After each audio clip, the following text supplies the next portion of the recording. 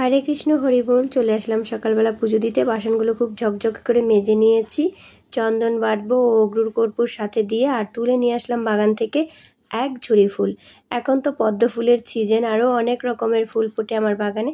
আমি নিজেও তিলক পরে আচমন করে শুদ্ধ হয়ে নিলাম।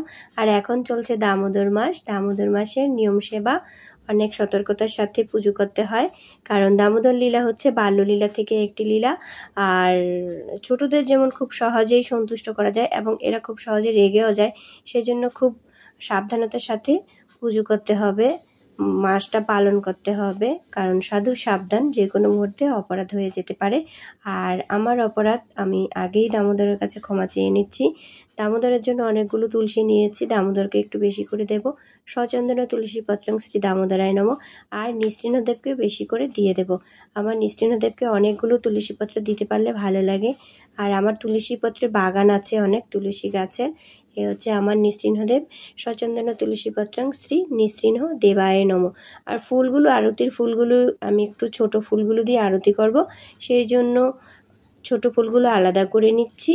আর বড় ফুলগুলোতে আমি গঙ্গা জল দিয়ে আরও শুদ্ধ করে নিচ্ছি। পুষ্পে পুষ্পে মহাপুষ্পে সুপুষ্প পুষ্প সম্ভবে পুষ্প চয়বাকর্ণ চহংক সহা। আর আমি যদিও লক্ষ্মীর মতো করি, আমার কিন্তু লক্ষ্মীর সাথে নারায়ণ আছে।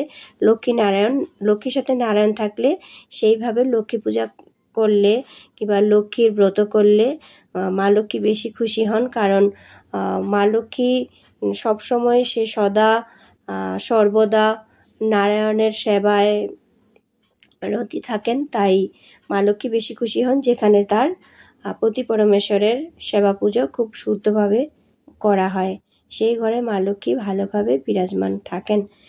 আর আমি অ্যালামন্ডা ফুলগুলো দিয়ে দিলাম জগন্নাথের এখানে, পার্পল কালার। আরও 2-3 রকমের আছে আমার অ্যালামন্ডা। আর সব ফুলগুলো দিয়ে সাজাচ্ছি। ফুল দিয়ে সিংহাসন সাজাতে আমার খুবই ভালো লাগে, এই জন্য আমি বাড়িতে অনেক রকমের ফুল গাছ বসাই। পদ্ম ফুল আমার অনেক রকম আছে, যদিও এটি স্থল পদ্ম। অনেক রকমের 5 পাপড়ির মধ্যে 2টো কালার সাদা গোলাপি, তারপরে ওই থোপার মধ্যে 2টো কালার সাদা গোলাপি, তারপরে একটা তো আছে একদম লাল লাল ফোটে, সেটাকে টমেটো পদ্ম বলি। আমি জানি না এটা কি, নার্সারি থেকে যখন আনলাম বললো যেটা টমেটো পদ্ম। তারপর আরেকটা আছে ঘিয়ে ঘিয়ে কালারের 5 পাপড়ির মতো। আর আমি সবসময় দুপাশে 2টো জলের গ্লাস দিয়ে রাখি, জগন্নাথের যখন মন চাইবে জল খেয়ে নেবে। আর দেখো, এটা হচ্ছে সিংহাসনটা ফুল দিয়ে সাজালাম। আর এই যে পর্দাটা দেখতে পাচ্ছ, এটাই দুর্গা পুজোতে আমি নতুন দিয়েছি। আর এটা কিন্তু আমি মিটারের কাপড় কিনে নিইনি, এটা ছিল আমার একটা শাড়ি। শাড়িটা পরি করার পরা হয়নি, নতুনও ছিল ঘরে। তো আমি কাপড়টা না কিনে শাড়িটা দিয়ে পর্দাটা করে নিলাম। দেখতে খুবই সুন্দর হয়েছে। সেটার উপরে কোনো ভিডিও বানাতে পারিনি, কারণ আপাতত আমার আইফোনটা বন্ধ আছে। আর এই ফোনটা দিয়ে ভিডিও কমই করা হয়, কোনো রকমে অ্যাক্টিভ থাকতে হয়, তাই ইউটিউব ফেসবুকে থাকছি। যখন কৃষ্ণ কৃপা করবে একটা ভালো ফোন নিতে পারবো, তখন হয়তো রেগুলার সব ব্লগ ভিডিও থাকবে আমার। আর ভোগটা আমি দিয়ে দিয়েছিলাম, ভোগটা হয়ে গেল। এই ভোগটা প্রতিদিন দুধ, বাদাম, কলা এগুলো আমি পেস্ট করে বৃন্দাকে খাওয়াই। এই জন্য বৃন্দা এত গুণবতী। সবাই বলে যে বৃন্দা সকাল সকাল বেলায় জগন্নাথের প্রসাদ খেয়ে এত শক্তিশালী, এত কিছু পারে। তো আমি এখন আরতি করব, 3বার শঙ্খ দিয়ে নিতে হয়। আমি আরতি শুরু করে দিয়েছি। আরতি দেখানোর পরপর সববার হাত ধুয়ে আবার নতুন করে আরেকটা জিনিস নিতে হয়। তা আমি একটু আরতিটা গাইবো, যে দর্শন আরতিটা হয়। শ্রীকৃষ্ণ চৈতন্য প্রভু দয়া কর মোরে, তোমা বিনা কে দয়ালু জগত সংসারে, পতিত পাবন হেতু তব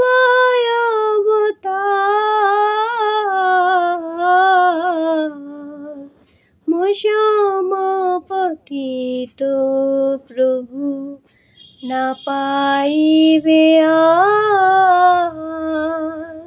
তো হরে কৃষ্ণ হরি বল। ভজনটার আরও অনেক লাইনগুলো রয়ে গেল, তো সেগুলো আরেকদিন পুরোটা গাইব। আর আমার আরতি প্রায় শেষের দিকে। প্রতিদিন আমাদের 6টা আরতি আছে। তো 6টা আরতির মধ্যে যে কোনো একটা আরতি মানে সব কিছু দিয়ে আরতি দেখাতে হয়, অন্তত একটা আরতি পরিপূর্ণভাবে করতে হয়। তো আমি তো সবগুলো পারি না, তাই আমি দর্শন আরতিটা সব কিছু দিয়ে একদম প্রথম থেকে শেষ পর্যন্ত দিতে হয়।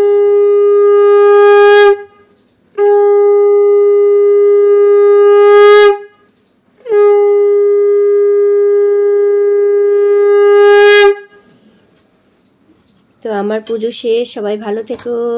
সবাই কেমন আছো? হরি বল।